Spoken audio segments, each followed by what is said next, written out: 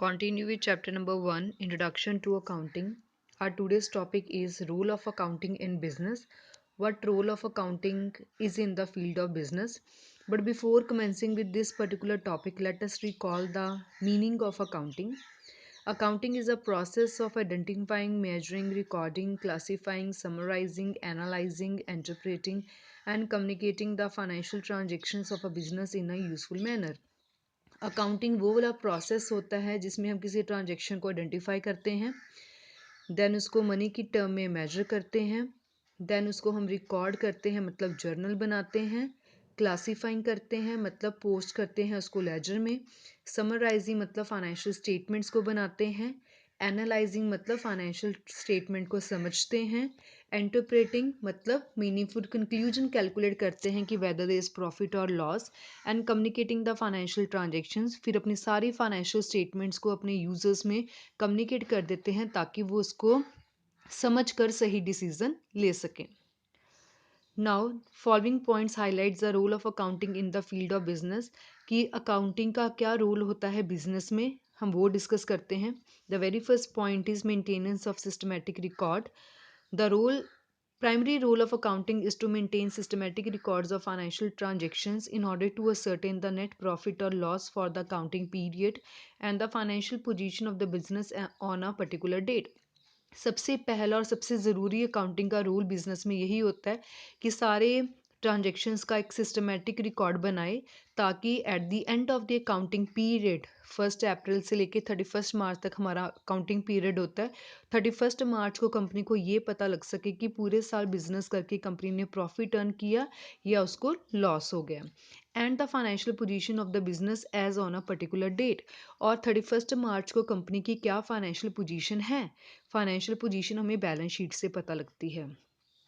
Second point, assistance to management. Accounting provide assistance to management by providing financial information for its effective functioning and taking rational decision. जो accounting है वो management को assistance provide करती है, मतलब help provide करती है by providing financial information, सारी फाइनेंशियल इन्फॉर्मेशन देकर फॉर इट्स इफेक्टिव फंक्शनिंग, ताकि जो मैनेजमेंट है वो अपनी अच्छी तरह से अपनी फंक्शनिंग को कर सके, एंड टेकिंग रैशनल डिसीजन, और जो डिसीजन उसने लेने हैं वो इस ढंग से लिए जाएं कि जिससे कंपनी को मैक्सिमम बेनिफिट मिल सके। सो जो काउंटिंग है वो मैनेजमेंट को असिस्टेंस प्रोवाइड करती है, मतलब हेल्प प्रोवाइड करती है ताकि जो मैनेजमेंट है कंपनी में बिल्कुल सही डिसीजन लेकर अपना सही से फंक्शनिंग परफॉर्म कर सके। Third point is facilitating comparative study. Facilitates comparative study. A systematic record of financial transactions enables a businessman to compare one year's result with those of the other years and locate significant reasons leading to change if any. जो accounting होती है, जो financial statement है वो businessman को enable करती है, मतलब उसको प्रोवाइड करती है सारी इंफॉर्मेशन के साथ, सो दैट कि जो बिजनेसमैन है वो अपनी परफॉर्मेंस, अपनी डाटा को कंपेयर कर सके, अपनी परफॉर्मेंस को कंपेयर कर सके कि what he performed in the current year, what was the performance in the last year. पिछले साल उसने कैसे परफॉर्म किया, इस साल वो कैसे परफॉर्म कर रही है, कंपैरिजन करके देख सके कि वेदर देयर इज इम्प्रूवमेंट और not, and locate significant reason leading to change. और अगर उसको बिजनेस में कुछ लग रहा है कि किसी पर्टिकुलर एक्सपेंस की वजह से हमारा बिजनेस में ज़्यादा लॉस आ रहा है या प्रॉफिट कम हो रहा है, तो उसमें चेंजेस कहाँ कहाँ लेकर आनी है बिजनेस में, कौन से प्रॉस्पेक्ट में आपको चेंज लानी पड़ेगी, वो भी हमें कौन समझा देता है, अकाउंटिंग। सो जो फाइनेंशियल स्टेटमेंट है वो कंपनी को कंपैरिजन करने में हेल्प करती है और कौन से सेक्टर में कितनी चेंज लेकर आनी है ताकि उसे कंपनी के जो प्रॉफिट है इम्प्रूव कर सकें। That is called facilitate comparative study. Our next point is evidence in court. Accounting are often accepted by court as a good evidence, कि जो भी हम अकाउंटिंग करते हैं, जो भी हम अपनी बुक्स बनाते हैं, journal, ledger, financial statement, trading profit loss account, वो जो कोर्ट है उसको एविडेंस के तौर पे एक्सेप्ट कर लेती है। इन केस अगर कंपनी का किसी के साथ डिस्प्यूट अराइज हो जाता है तो कंपनी अपने अकाउंट्स को दिखा सकती है कोर्ट में, और कोर्ट उसको एज अ वैलिड एविडेंस ही काउंट करेगा। And the last point is others में हम कुछ और पॉइंट डिस्कस करते हैं। The very first is proper accounting records awaits the necessity to remember the business transaction.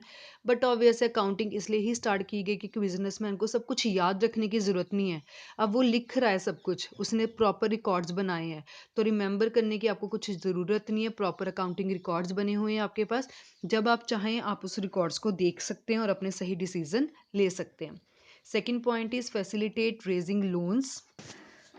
In case अगर कंपनी को लोन्स चाहिए तो उसके लिए कंपनी को अपनी फाइनेंशियल स्टेटमेंट्स को बैंक में दिखाना पड़ता है। बैंक उनकी फाइनेंशियल स्टेटमेंट्स को देखेगी, उनकी परफॉर्मेंस को देखेगी, उसके बाद ही वो कंपनी को जो लोन है वो ग्रांट करेगी। सो मतलब लोन लेने के लिए हमें अकाउंटिंग जो है वो बहुत ज़रूरी होती है, ताकि जो लोन है वो ईजिली हम रेज कर सकें।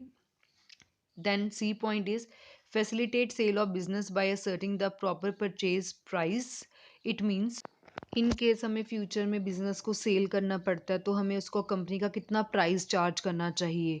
फॉर एग्जांपल जैसे हम घर को अगर हमने बेचना है तो हम क्या देखते हैं कि हमने वो जगह कितने की ली थी, हमने घर को कितने कॉस्ट में कंस्ट्रक्ट किया, जो घर में फर्नीचर है वो कितने का है, सब कुछ मिलाकर हम घर का एक प्राइस डिसाइड कर लेते हैं।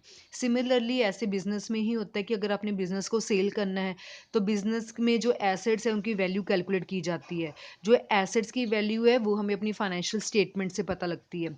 सो अकाउंटिंग का यही रोल है। इन केस अगर हमें बिजनेस को सेल करना पड़ता है तो हमें प्रॉपर कितनी परचेज प्राइस चार्ज करनी चाहिए, that is possible only with the help of account. Last D point is facilitate settlement of tax liability. जैसे हमें पता ही है कि हर एक कंपनी को टैक्स तो देना ही पड़ता है, और जो टैक्स होता है उसके प्रॉफिट के ऊपर चार्ज होता है। अब करंट ईयर का प्रॉफिट कितना होगा वो तो हमें साल के एंड में ही पता लगेगा, बट जो टैक्स होते हैं हम वो इंस्टॉलमेंट्स में पहले ही गवर्नमेंट को पे करना स्टार्ट कर देते हैं। सो अल्टीमेट कंपनी की कितनी टैक्स लाइबिलिटी बनती है, ज़्यादा बनती है, कम बनती है, वो तो हमें साल के एंड में ही पता लगेगा। और कैसे पता लगेगा? With the help of accounting.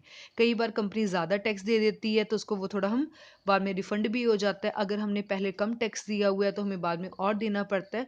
So ultimately means how much amount of the tax is to be paid, कितने में जाके हमारा जो टैक्स है वो सेटल्ड होगा, that is only possible with the help of accounting. These are the rules of accounting in the business.